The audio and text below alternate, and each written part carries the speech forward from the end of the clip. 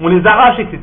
Lorsque donc ces pieds de bois, ces arbres, ces plantes perdent de leur vie, donc ils doivent quand même avoir une certaine souffrance.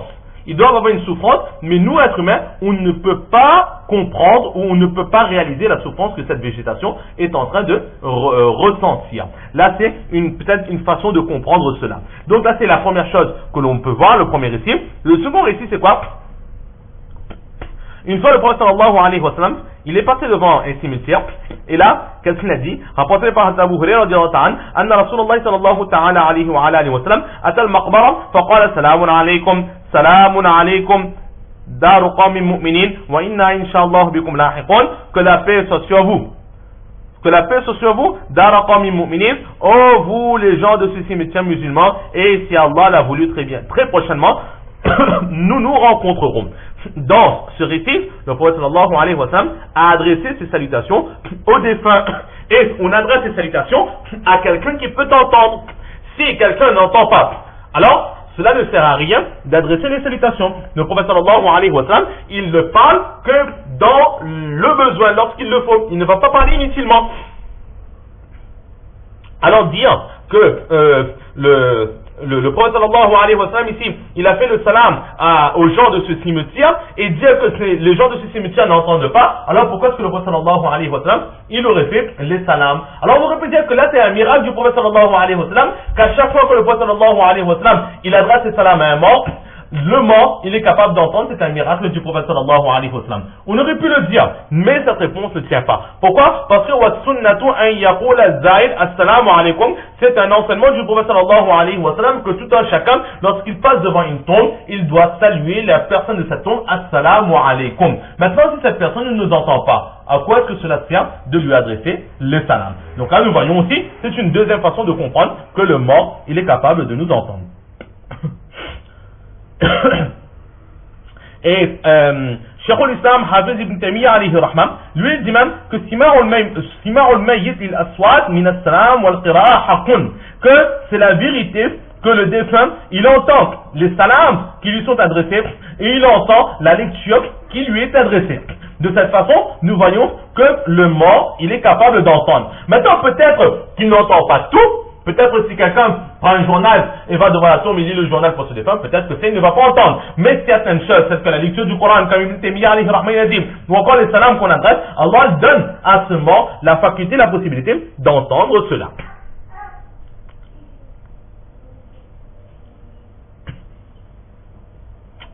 Et Hafiz ibn Kathir alayhi rahman, il écrit même que lorsqu'on a adressé les salams au mort, alors le mort, lui, il répond à ce salam. Donc, plus encore, non seulement il entend, mais en plus, il peut répondre. Mais il répond de sa façon à lui, de la façon qu'Allah lui a donné la faculté de répondre. Nous, on ne peut entendre, mais lui, il nous entend.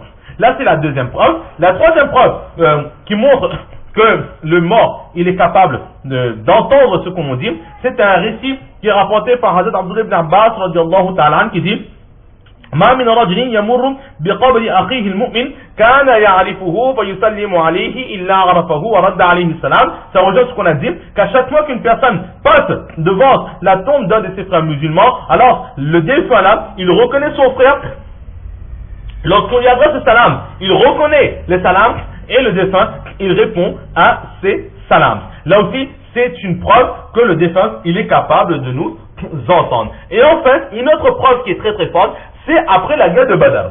Après la guerre de Badr, lorsque les musulmans ils ont eu la victoire sur les infidèles, tous les chefs mécois ont tous été pris et on les a jetés dans un puits sur le terrain de Badr. Et une fois que ces cadavres ont été jetés dans le puits, le prophète sallallahu alayhi wa sallam a dit en ce sens, oh vous un tel, oh vous un tel, oh vous un tel, avez-vous retrouvé ce qu'Allah vous a promis? Vous aviez dit qu'Allah ne respectera pas sa promesse. Vous aviez dit que vous étiez riche, que personne ne pourra vous attaquer. Et que si les anges du châtiment venaient vous voir, vous étiez riche, vous viendrez avec votre armée et que vous allez vous défendre, etc. Alors, qui a dit vrai? Est-ce vous qui avez dit vrai ou est-ce Allah qui a dit vrai? Alors là, lorsque le prophète sallallahu alayhi wa sallam, il a adressé les paroles en ce sens, les compagnons lui ont dit, oh prophète d'Allah, mais ces personnes sont mortes. Et là, le prophète sallallahu alayhi wa sallam dit, innahum al-an yasma'una ma aqul. En ce moment, ils entendent ce que je suis en train de dire. Et là, c'est explicite que le mort, il a la faculté, la capacité, la possibilité, dans certains cas, sous l'ordre d'Allah, d'entendre ce qu'on est en train de dire.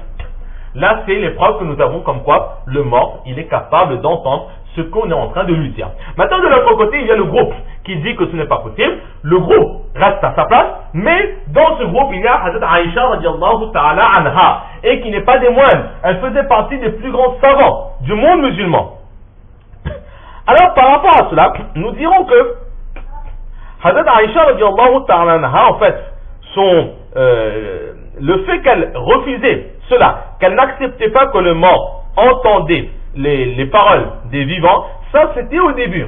Mais une fois que les preuves lui auront été montrées, elle va accepter et elle aussi, elle sera d'avis que le mort peut entendre cela. Là, c'est une des réponses que l'on donne pour garder l'honneur de Hazrat Aïcha radiallahu ta'ala anha. Pourquoi cela?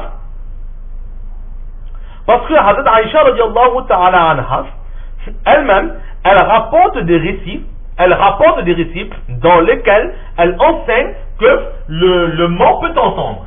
Il y a des récits de cette façon que, par exemple, dans un livre, le Marasid ibn Ishaq, il y a un récit qui est rapporté par Hazrat Aïcha radiallahu ta'ala anha, dans laquelle elle dit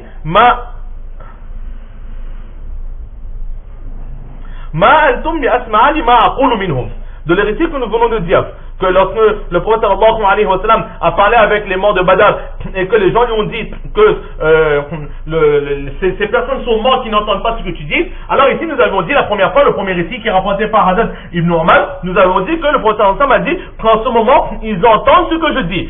Et Hazrat Aïcha radiallahu ta'ala anha, au sujet de cette même histoire, elle dit que vous n'entendez pas mieux que ces personnes-là sont en train de m'entendre. C'est-à-dire qu'exactement comme vous êtes en train de m'entendre, les morts aussi, ils sont en train de m'entendre de cette façon. Donc, d'un côté, elle rapporte le fait que le mort peut entendre, ça prouve qu'elle est revenue sur son enseignement. Et aussi, la raison de son refus, c'est quoi? C'est que lorsque le prophète sallallahu alayhi wa sallam a dit « Al-an yasma'un » en ce moment, ils entendent, alors là, elle a interprété ce hadith, elle a dit que le prophète sallallahu alayhi wa sallam n'a pas dit entendre, mais il a dit connaître.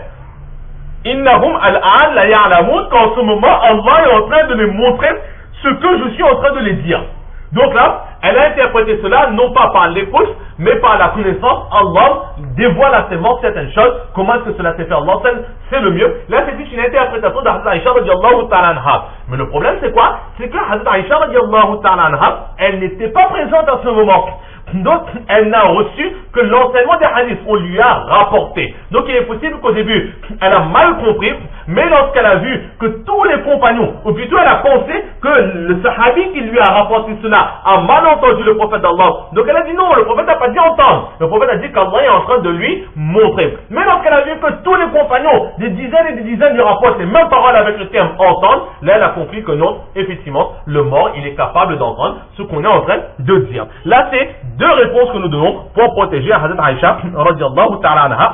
Et enfin, une dernière réponse qui prouve que Hazrat Aïcha radiallahu ta'ala anha est revenue sur son enseignement, c'est que à proximité de Makkah, il y avait un endroit là où Hazrat Abdurrahman ibn Abi Bakr, c'est-à-dire son frère, le frère de Hazrat Aïcha radiallahu ta'ala anha, est décédé à cet endroit. Et là, qu'est-ce que les gens ont fait?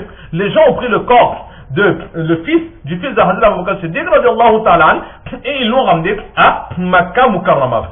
Et Hazrat Aïcha radiallahu ta'ala anha, elle s'est déplacée, elle est partie là où était enterré son frère. Elle a dit: oh mon frère, si lorsque tu es décédé, si j'étais là à ce moment, alors j'aurais donné l'ordre de t'enterrer là où tu es décédé. Et si j'aurais été présent au moment de ta mort, je ne me serais pas déplacé pour venir te voir à ce moment. Car nous savons tous que pour la femme se déplacer aller vers une tombe, cela a été défendu par la majorité des savants pour justement se préserver d'excès dans la visite des cimetières, etc. Mais toujours est-il que ce qui nous intéresse ici, c'est que Hazrat Aïcha radiallahu ta'ala anha, elle a parlé avec son frère qui était décédé. Maintenant, si dans sa tête, il se faisait qu'elle connaissait que le mort n'entendait pas, alors pourquoi est-ce qu'elle aurait prononcé ces paroles devant la tombe de son frère? Là, c'est la preuve que Hazrat Aïcha radiallahu ta'ala anha, elle a changé d'avis et elle a accepté que le mort est capable d'entendre ce que le vivant est en train de lui dire. Là, c'était ce qu'il restait à dire au sujet de ce hadith qui était rapporté par Hazrat Anas radiallahu ta'ala an. À présent, nous voyons le hadith qui suit, qui nous est rapporté par Hazrat Abdullah ibn Umar radiallahu ta'ala an.